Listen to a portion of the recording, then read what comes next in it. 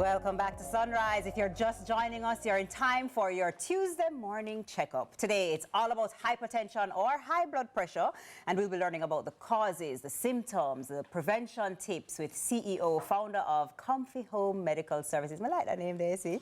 Dr. Kirk Jones, welcome to Sunrise, Dr. Morning, Kirk. Doc. Morning, how are you doing? Thank you. All is well. Or I should say welcome back to Sunrise. Dr. Yeah. Jones. It's always good to be here. It's always good to have you. Last time you were here, you actually checked my blood pressure. Was it high? It wasn't. Oh, look at you. right. And speaking of that, so we're always hearing about hypertension, high blood pressure. It's something that I think afflicts so many Jamaicans. Yeah. What constitutes a high blood pressure reading? All right, so firstly we have to talk about, understanding what hypertension is.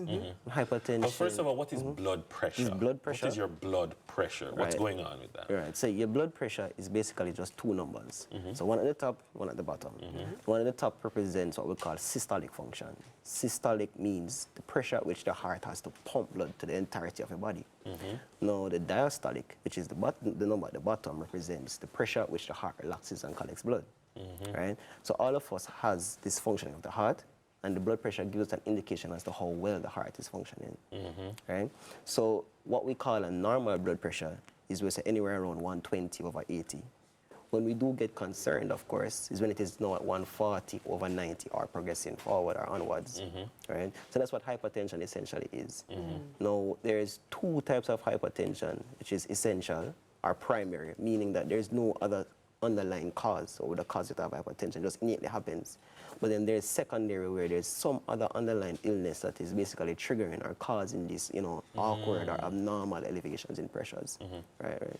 So what are things that can cause abnormal, the second one, the secondary one? How I normally explain it for persons to understand, we group them. So there's like modifiable causes, non-modifiable causes. Modifiable meaning things that you could have changed to prevent you from being diagnosed with hypertension, or things that, really and truly, you just could have done better with. But non-modifiable are things that you really just can't do anything about, right? So, you said things that you could have changed. So does that mean that if I'm diagnosed with hypertension, that means that's it? I'll have it forever? Or are there things I can do at that point to reduce and no longer have it at all? Well, once you're diagnosed, as we say, it's a lifelong illness, right? It's chronic, meaning long-term. It doesn't just walk out the door, of course. So, no, there's no way to really reverse it. I understand. Which is why a good question is like, at what point, because you could walk into a doctor's office and you don't realize that you're stressed and they check your pressure, or it could just be you have a fear of doctors and you have white coat hypertension, and when you're not around the doctor, your blood pressure goes back to normal. At what point of a period of readings does the doctor tell you, look, you're hypertensive? So that's why when you go back to the diagnosis of hypertension, really, it's not just about having one fixed value, as I mentioned, of course, right? So what you want to do, of course, how we define it is having 2 or more separate readings on 2 separate office visits. Right? You want to ensure, of course, that you're relaxed. You want to know that there's a proper way in taking blood pressures that we all advise and train medical professionals to do. Right? So yes, there is white coat hypertension, which is what we call falsely elevated blood pressures. But how we go really mitigate going about this, there's something called home blood pressure monitoring. So you stay at home, you monitor it, you make accurate documentations, you carry it back to us, and we also do it again in the office. And through this now, we have somewhere of an objective assessment to say, okay, should we diagnose you or should we not? Doc, a lot of times people ask the question, does hypertension run in your family? I hear that a lot. Does that mean, is it genetic or is it a lifestyle thing that causes it? Well, as I said, the non-modifiable causes would have been the genetic predisposition. Okay. You really have no control over that.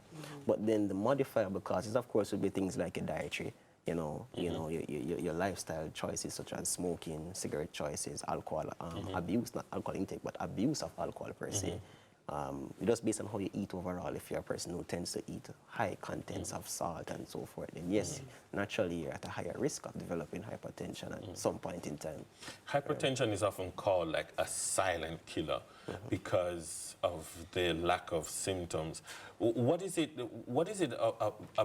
about hypertension, or let me ask it this way, how can we pick up on hey, I think my pressure is high right now. Like, it's because it's not like diabetes. Right. You know? Right. So it's normally, as you said, described as a silent killer, which is why we say to patients, not because, you know, you're waiting for your head to hurt you or for you to have chest pains or neck stiffness, you're going to decide, hey, I should take my medication now because my pressure high.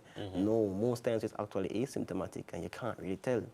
But the common symptoms, of course, patients complain of having headaches, they might feel dizzy, they don't feel like themselves, neck stiffness, heart racing more than usually, you know, and then when we say you're having these things, we say, of course, you should get your pressures checked. But then time if you have those symptoms, it's really bad. Not It's necessarily. probably really high. Not all the time. Okay. But as I said, some people can have it really high and they just don't know because they're just asymptomatic.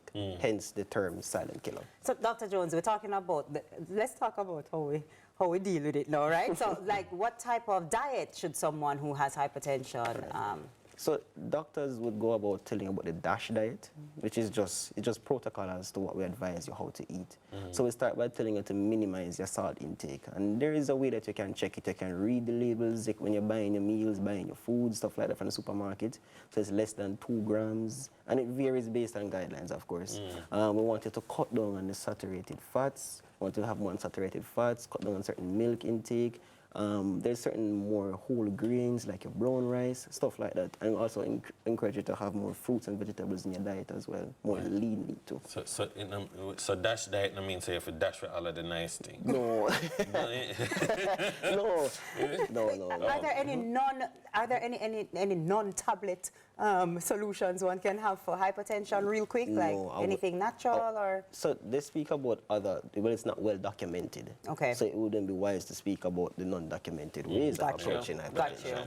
Got you. Yeah. Okay, all right, I understand. Like for the people who think that I'm not going to take my medication, I'm going to use all of these things and I have this new herb. Take your medicine. Take your medicine. Medication. Our guest has been Dr. Kirk Jones, the CEO, the founder of Comfy Home Medical Services. From health tips to planning trips, we're going to return in a moment and get the 411 on laptop optimization. We'll be right back. Thanks so much. That's good.